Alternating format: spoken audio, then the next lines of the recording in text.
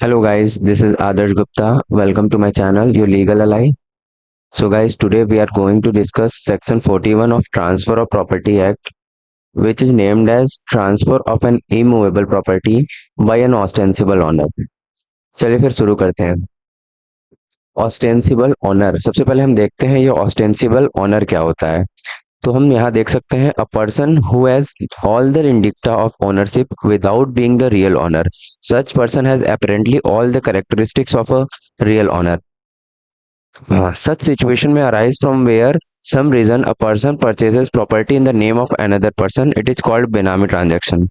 चलिए इसको समझते हैं एग्जांपल के थ्रू। गाइस, मेरे पास बहुत सारा पैसा है, मुझे कुछ प्रॉपर्टी खरीदनी है, लेकिन ड्यू टू सम रीजंस मैं एक लिमिट से ज़्यादा प्रॉपर्टी नहीं खरीद सकता। तो फिर मैं क्या करूंगा, मैं किसी एक सेकंड पर्सन को ढूंढूंगा और बोलूंगा भाई मैं पैसा दे रहा हूँ, सब कुछ मैं दूंगा, पैसा वगैरह सब कुछ मैं दूंगा, बस नाम मैं दे दूंगा किसी और के नाम पे, मैं उस प्रॉपर्टी को परचेज करूंगा। तो जो मैं हूँ वो तो रियल ऑनर हूँ, और जिस बंदे के मैं मतलब कि जिस बंदे के नाम पे मैं प्रॉपर्टी खरीद रहा हूँ वो ऑस्टेंसिबल ऑनर कहलाएगा। तो वही लिख रहा है यहाँ पे, सच सिचुएशन में arise from where some reason a person purchases property in the name of another person, it is called as benami transaction. इसी ट्रांजैक्शन को हम कहते हैं बेनामी ट्रांजैक्शंस। हालांकि बेनामी ट्रांजैक्शंस एक्ट भी एक है जो अलग से डील करता है इन सब चीज़ों से। बेनामी ट्रांजैक्शंस को प्रोहिबिट करने के लिए वो बनाया गया है, तो वो हमें ट्रांसफर ऑफ प्रॉपर्टी में नहीं देखना है, वो हम अलग से देखेंगे। The person in whose name the property is purchased is called benamidar. जिस इंसान के नाम पे हम प्रॉपर्टी खरीदते हैं उसे हम बेनामीदार कहते हैं। तो गाइज हम कह सकते हैं कि जो पर्सन, जैसे कि मैंने जिसके नाम पे वो प्रॉपर्टी खरीदी, वो बेनामीदार है। अब हम देखते हैं सेक्शन 41 कहता क्या है। तो सेक्शन 41 हम जानते हैं transfer made by ostensible owner. तो हम देखते हैं क्या कहता है ये section. Where an immovable property is transferred by an ostensible owner with express or implied consent of the real owner, the transfer cannot be denied by him provided that transferee in good faith has exercised reasonable care in finding out that the transferor's power to make the transfer and the transfer is for consideration. Guys, अब हम देखेंगे essential elements of ostensible owner section 41। तो सबसे पहला है कि जो transfer हो रहा है वो ऑस्टेंसिबल ओनर के थ्रू होना चाहिए, यानी कि जिस पर्सन के नाम पे मैंने प्रॉपर्टी खरीदी है, यानी कि जो ऑस्टेंसिबल ओनर है, जो बेनामीदार है, ट्रांसफर उसके द्वारा होना चाहिए।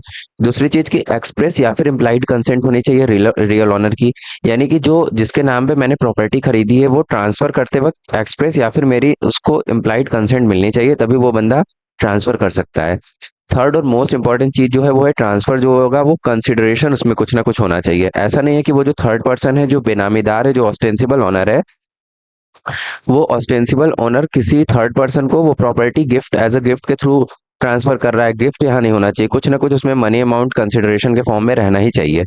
फिर जो फोर्थ एलिमेंट है वो transferee acted in good faith and exercise reasonable care. जो ट्रांसफरी है वो गुड फेथ में मतलब उसको एक्ट करना चाहिए, और जो उसको उसकी रिस्पॉन्सिबिलिटी है कि मैं पेपर को देख लूं किसके नाम पे है, किसके नाम पे पेपर नहीं है, कौन रियल ऑनर है, कौन ऑस्टेंसिबल ऑनर है। एक रीजनेबल, ऐसा नहीं कि भाई तुम पूरा का पूरा उसकी कुंडली ही निकाल डालो, ऐसा नहीं, रीजनेबल केयर एक रहना चाहिए। गाइस, अब हम सेक्शन 41 यानी कि ऑस्टेंसिबल ओनर को केसेस के थ्रू समझने की कोशिश करते हैं। तो जो सबसे पहला लीडिंग केस है इस कॉन्सेप्ट का वो है रामकुमार वर्सेस मैक्वीन। तो आइए समझते हैं इस केस में हुआ क्या था।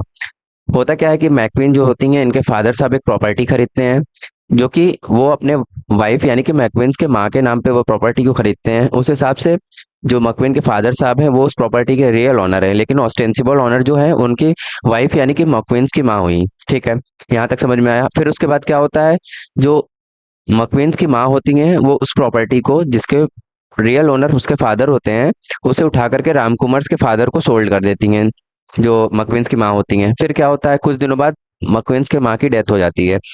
फिर उसके कुछ और दिनों बाद मकविन के फादर की भी डेथ हो जाती है। अब यहाँ होता क्या है कि मकविन को पता चलता है कि उनके जो फादर साहब थे, यानी कि जो उस प्रॉपर्टी के रियल ओनर थे, उन्होंने एक विल छोड़ के मैक्विन के नाम एक विल छोड़ करके वो मरे थे, और उस विल में ये लिखा हुआ था कि ये जो प्रॉपर्टी जो कि उन्होंने अपने वाइफ के नाम पे खरीदी थी, इसकी मालकिन जो होंगी वो मिस मैक्वीन होंगी उनके मरने के बाद।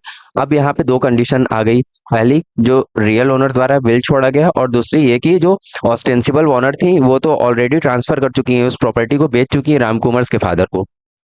तो इसके बाद होता क्या है कि मैक्वीन जाती हैं हाई कोर्ट में केस करती हैं। हाई कोर्ट जो अपना डिसीजन सुनाती है वो मैक्वीन के फेवर में सुनाते हुए कहती है कि जो उनके फादर साहब थे वो रियल ओनर थे, इसलिए उनका जो विल छोड़ा गया था वो मैक्वीन के फेवर में वो वैलिड है, और इस प्रॉपर्टी की जो मालकिन होंगी वो मैक्वीन होंगी। लेकिन यहाँ ट्विस्ट तब आता है जब रामकुमार मतलब इस जजमेंट को अपील करते हैं प्रिवी काउंसिल में, और वहां पे जो जो प्रिवी काउंसिल होती है वो पूरे के पूरे डिसीजन को पलट देती है और कहती है कि उसके फादर थे रियल ओनर, ठीक है, लेकिन फिर भी जो ऑस्टेंसिबल ओनर थी यानी कि जो मकवेंस की मदर थी उनके द्वारा सोल्ड किया हुआ प्रॉपर्टी ही वैलिड माना जाएगा, क्योंकि हम यहाँ पे अब ऑस्टेंसिबल ओनर है, इसके पास राइट टू ट्रांसफर प्रॉपर्टी आ चुका है और उनके द्वारा ट्रांसफर किया गया प्रॉपर्टी पूरी तरीके से वैलिड होगा।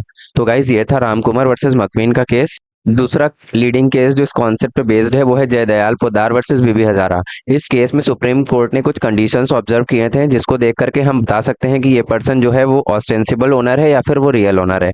तो आइए एक के बाद एक देखते हैं कौन सी वो कंडीशंस हैं। तो सबसे पहली conditions, who paid the price. Supreme court ये देखेगा कि आखिर किसने इस प्राइस को पे किया है, वो जो इमूवेबल प्रॉपर्टी खरीदी जा रही है उसको खरीदने में प्राइस किसने पे किया है। दूसरा चीज, किसके पास पोजेशन है उस प्रॉपर्टी का, कब्जा किसका है। फिर तीसरी चीज, why property has purchase in the name of other person. आखिर क्या रीजन है, क्या मतलब रीजन क्या है उसका, क्यों खरीदा गया है उसको, किसी और इंसान के नाम पे उस प्रॉपर्टी को क्यों खरीदा गया है। दूसरी चीज, रिलेशनशिप को देखा जाएगा कि ऑस्टेंसिबल ओनर और रियल ओनर के बीच में क्या रिलेशनशिप है। तो ये थी कुछ कंडीशंस जिनके बेस पे हम पता लगा सकते हैं कि वो पर्सन ऑस्टेंसिबल ओनर है या फिर रियल ओनर है। इस वीडियो में इतना ही गाइस। वीडियो पसंद आया होगा तो लाइक, सब्सक्राइब और शेयर जरूर करना। मिलते हैं गाइस अगले वीडियो में।